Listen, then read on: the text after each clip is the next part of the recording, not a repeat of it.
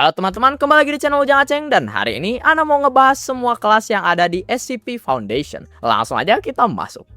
Safe, kelas paling aman di sistem klasifikasi SCP Foundation ya guys ya. Mereka naruhin objek di sini kalau dua kondisi terpenuhi, yaitu udah paham banget cara kerja anomalinya sampai prosedur penahanannya bisa simple dan hemat sumber daya, atau sifat anomalinya emang pasif alias efeknya nggak akan aktif kalau nggak ada yang sengaja ngeaktifin duluan. Meski kedengarannya aman adem, safe di sini bukan berarti aman secara mutlak. Analoginya kayak pisau atau korek api. Kalau cuma disimpan di laci, ya nggak bakal ngapa-ngapain siapapun. Tapi kalau dipakai beda cerita. Bisa aja SCP-nya kalau menuhin syarat tertentu langsung ngebuat black hole, tapi selama bisa secure, contain, protect, gelo, dan gampang untuk ditahan tanpa resiko, masuknya safe. Gak peduli seberapa bahaya ya guys ya. Contohnya SCP-500, sebotol pil merah yang bisa nyembuhin penyakit atau kondisi apapun secara instan. Satu dosis satu penyakit tanpa pengecualian yang pernah tercatat. Mau infeksi parah, keracunan, sampai kondisi yang secara medis nggak ada obatnya, satu pil beres. Ini objek safe karena ya selama pilnya nggak diminum, dia cuma botol biasa yang diem di rak.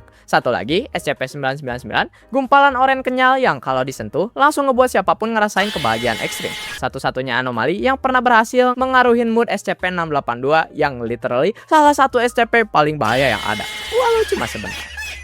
Euclid Foundation naruhin objek anomali di kelas ini kalau sumber daya yang dibutuhin untuk nahannya lumayan besar atau prosedur yang ada belum bisa diandelin secara konsisten. Paling umumnya sih Foundation belum ngerti bener sifat anomalinya atau anomalinya punya perilaku yang susah diprediksi. Ada juga satu aturan dasar, yaitu SCP yang punya otonomi, yang hidup, atau yang sadar alias bisa mikir dan bertindak sendiri langsung masuk ke Euclid minimal. Karena ketidakpastian dari entitas yang bisa ngambil keputusan sendiri itu mutlak. Kayak hewan buas yang udah berhasil di kandang, tapi kandangnya belum tentu cukup kuat untuk nahan kalau moodnya lagi ngamuk. Dan masih belum dimengerti pasti apa yang bisa bikin beliau ngamuk. SCP-173 ada di sini. Kelihatannya kayak pahatan, tapi gerakannya cepat dan mematikan. Cuma ada satu cara buat nahannya, yaitu jangan pernah sekalipun lepas kontak visual sama beliau. Selama ada yang ngeliatin, aman aja. Beliau nggak bisa gerak sama sekali. Masalahnya kalau semua orang di ruangan ngedip barengan, beliau langsung gerak. SCP-096 juga Euclid, semacam humanoid yang rada ngeri kelihatannya. Biasanya kondisi normal beliau tenang dan gak aktif. Tapi begitu ada yang ngeliat mukanya, entah itu secara langsung dari foto atau dari video, jarak dan medium nggak relevan. Bakal langsung masuk mode ngejar. Dimanapun targetnya bakal terus diburu sampai berhasil. Nah kan kalian udah lihat ya guys ya, hati-hati ya. Keter, kelas yang paling susah ditahan buat Foundation secara operasional. Penting diingat, Keter nggak harus paling bahaya atau mematikan. Cukup paling susah ditahan secara konsisten, jangka panjang juga udah masuk. Foundation seringnya minim teknologi atau pemahaman yang cukup, jadi prosedur penahanannya cenderung sangat luas, rumit, dan makan biaya badag. Udah kayak nahan air bocor dari bendungan yang retak, bisa dikelola sih iya, tapi mahal, nyusahin, dan bisa jebol kapan aja tanpa warning. SCP-682 ada di sini, reptil badak yang nggak bisa dihancurin secara permanen. Foundation udah coba hampir semua metode yang ada, dari senjata konvensional, kimia, sampai pakai SCP lain, dan nih makhluk selalu adaptasi, regenerasi, dan ujung-ujungnya selalu selamat. Dan bahayanya nih SCP, dia punya kebencian gak ketolong ke semua makhluk hidup. SCP-106 alias The Old Man juga Keter. Beliau bisa ngelewatin hampir semua material fisik kayak bayangan, ninggalin jejak korosi di semua permukaan yang disentuh, dan bisa narik target ke Pocket Dimension di mana korbannya ngerasain something worse than death. Thaumiel, kelas eksklusif dan paling dirahasiain di seluruh sistem Foundation. Objek Thaumiel dipakai sama Foundation sebagai alat atau senjata buat ngontrol atau ngelawan anomali lain yang lebih bahaya. Keberadaan, lokasi, fungsi, sampai status aktifnya dijaga ketat. Tingkat rahasia paling tinggi, sampai banyak personel Foundation sendiri nggak tahu detailnya. Ini mah klasik fight fire with fire ya guys ya. Otomatis SCP di kelas ini secara aktif ngebantu manusia ya guys ya. SCP-2000 salah satunya. Foundation nyimpan fasilitas yang bisa ngeriset dan reproduksi populasi manusia dari nol kalau sewaktu-waktu peradaban manusia beneran hancur total. Cadangan paling terakhir, sebuah tombol riset peradaban kemanusiaan kalau semua skenario terburuk beneran kejadian. Semua ini di tangan SCP-2000. Bisa ngeklon manusia dan punya archive sejarah juga. Ada juga SCP-179, entitas humanoid yang orbitnya ngelilingin matahari, fungsinya sebagai early warning system bagi Foundation. Kalau ada ancaman anomali berskala di luar nalar yang lagi menuju bumi dari luar angkasa, beliau yang duluan sadar dan ngasih sinyal ke Foundation sebelum telat. Apollyon, Anomali kelas Apollyon itu kagak bisa ditahan sama sekali. Mas-mas SCP Foundation udah angkat tangan. Seenggaknya tahu penahanan yang ada cuma ngulur waktu sebelum pastinya jebol dan kagak bisa dicegah. Hampir semua objek Apollyon punya kaitan langsung sama ancaman kehancuran global atau K-Class Scenario, alias skenario-skenario yang bisa ngakhirin manusia. Jadi ingat Interstellar, di mana semua tanaman mati dan kiamat cuma bisa ditunda dengan hemat makanan ya guys ya. Kelas ini langka di arsip Foundation karena biasanya udah ngangkat semua sumber daya yang ada sebelum situasinya sampai ke titik world ending. Beberapa proposal dari file SCP-001, yaitu dokumen yang ngedokumentasin ancaman atau asal-usul paling gede yang pernah diketahui Foundation, seringnya dikaitin dengan konteks Apollyon. SCP-2399, anomali badak yang ada di Jupiter dan kelihatannya lagi dalam fase pemulihan sebelum aktif penuh, itu salah satu yang disebut gak bisa diapa-apain selain diliatin dan diawasin doang. Archon. Foundation bisa aja nahan anomali kelas ini, entah itu secara teori atau teknis, tapi sengaja milih buat enggak. Alasannya kebanyakannya nggak diketahui, tapi intinya karena penahanan bisa jadi ngebuat dampak lebih buruk dari dibiarin aja. Mungkin objek anomalinya udah jadi bagian integral dari dunia sekarang, atau proses ngebawa ke Foundationnya bisa nyebabin efek domino yang malah tambah kacau.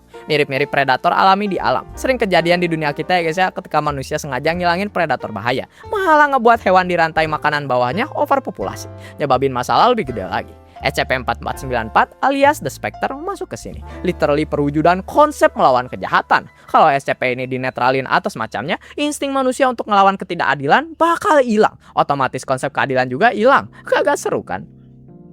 Cernunnos mirip Archon dalam arti Foundation milih gak nahan, cuma alasannya beda. Cernunnos lebih kendala logistik yang gak masuk akal atau dari segi moralitas etis. Foundation mungkin masih bisa ngawasin keberadaannya atau nyembunyiin dari masyarakat, tapi penahanan total nilainya gak sepadan sama pengorbanan yang harus dibayar. Kelas ini jarang muncul di arsip yang bisa diakses, dan sebagian besar objek anomali Cernunnos diklasifikasiinnya di clearance tinggi. Pada dasarnya, kerugian menahan objeknya jauh lebih berat dari keuntungannya. Ticonderoga. Kelas ini nggak bisa ditahan dan emang nggak perlu ditahan. Dua kondisi ini harus terpenuhi sekaligus ya guys ya. Nggak bisa ditahan mungkin karena penyebarannya udah terlalu banyak di bumi, atau karena lokasinya di luar jangkauan Foundation, misalnya di luar angkasa. Sedangkan kondisi nggak perlu ditahan karena keberadaannya nggak ngancam apa-apa. Jadi iya emang nggak ngefek apa-apa juga. Contohnya ada SCP-4444, yaitu entity extra dimensional yang masuk ke otak mantan wakil presiden Al Gore. Pas dicoba dilepasin malah nyebabin beberapa containment breach. Jadi bukannya ditangkap atau ditahan, Al Gore dibiarin aja dan diawasin doang karena emang nggak ngejebabin apa-apa. Explain. Objek yang dulunya masuk kategori anomali tapi sekarang udah bukan. Bisa karena ilmu pengetahuan mainstream akhirnya bisa ngejelasin mekanismenya secara alami tanpa asumsi anomalus, atau karena abis investigasi mendalam ternyata cuma hoax, salah paham, atau mitos yang bisa dibongkar kebenarannya. Contohnya SCP-8900. Dulu dicatat ngubah realitas warna yang nyebar di bumi waktu abad 20. Tapi ternyata cuma teknologi Kodachrome sama Technicolor film yang secara permanen ngubah persepsi visual Foundation, bukan pengubah realitas ya guys. Neutralized. Objek yang dulunya diklasifikasiin sebagai anomali tapi udah kagak lagi. Bisa karena disengaja dihancurin, atau secara nggak sengaja dihancurin atau dimatiin. Atau sesimpel efek anomalinya udah nggak ada. Entah itu karena habis dihancurin atau cuma karena baterai habis. Kalau anomalinya udah bukan anomali, masuknya ke neutralized. Contohnya SCP-1762 alias Herbie Dragons, yaitu objek anomali yang jadi portal ke dunia fantasi. Jadi jalan bagi naga-naga origami masuk ke bumi. Tapi setelah kejadian perang skala besar di dunia fantasinya, naga-naga origaminya datang ke bumi, ninggalin surat selamat tinggal, dan akhirnya turu. Kertasnya, sekaligus boxnya jadi debu, nutup semua portal. Decommission. Kalau neutralize bisa sengaja atau nggak disengaja dihancurin, decommission itu keputusan aktif Foundation untuk sengaja ngehancurin atau ngilangin sifat anomali suatu objek. Kagak gampang untuk nyampe kesimpulan ini, karena butuh perizinan resmi dari Dewan O5, Ethics Committee, atau Decommissioning Department. Biasanya baru diambil kalau penahanan biasa emang kagak bisa, atau emang sewaktu ditahan terlalu berat secara sumber daya maupun secara etis. Hilangin aja udah. Foundation lebih suka nahan daripada ngancurin, jadi kelas ini jarang ada SCP-nya. Tapi ada kasusnya, SCP-547D alias Nature's Fury. Manusia yang punya kemampuan basis panas yang kekuatan destruktifnya gede banget. Biar nggak muncul korban lagi, Foundation akhirnya ngancurin Mas SCP-547D ini. Pending. Label sementara buat objek SCP yang baru ditemuin dan belum dapat klasifikasi resmi. Ini berarti riset, investigasi, dan pengumpulan data masih jalan. Dan Foundation belum punya cukup informasi untuk nentuin tingkat kesulitan penahanannya. Bisa saking kompleksnya jadi belum bisa disimpulin, atau ya karena belum dikerjain aja risetnya. Uncontained.